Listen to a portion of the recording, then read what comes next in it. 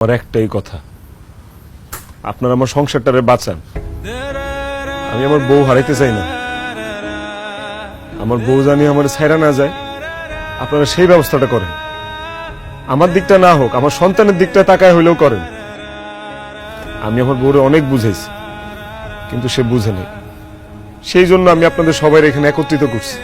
চাচা, আপনারা এটার একটা সুষ্ঠু সমাধান দিয়া দেন চাচা। আমি এই যন্ত্রণা সইতে পারতেছি না। আমি যে কোনো সময় মরে যাবো।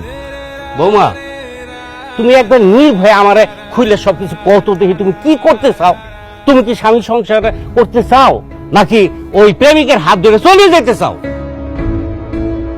আহা, তুমি চুপ করে আছো কেন? তোমার স্বামী কি তোমার উপর অত্যাচার করে?